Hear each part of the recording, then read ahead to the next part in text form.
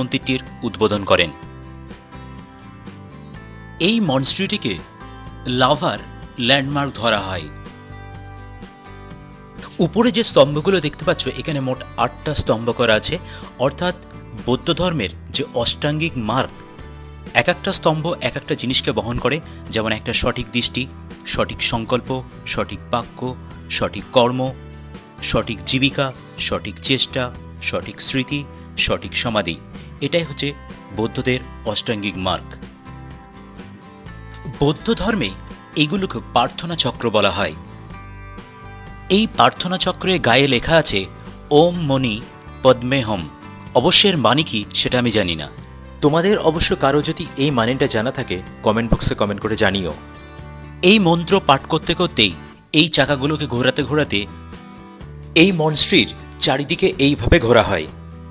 প্রতিটি আবর্তনের সাথে সাথে চাকাগুলোকে ঘুরিয়ে বৌদ্ধরা বিশ্বাস করে যে তারা বৌদ্ধ প্রার্থনার এক অনন্য রূপের মাধ্যমে মহাবিশ্বে ইতিবাচক শক্তি প্রেরণ করছে। পুণ্য ও আশীর্বাদ সঞ্চয় করার পাশাপাশি প্রার্থনা চক্রগুলি সিদ্ধি ও আধ্যাত্মিক শক্তি বৃদ্ধি করে বলেই বৌদ্ধরা বিশ্বাস করে।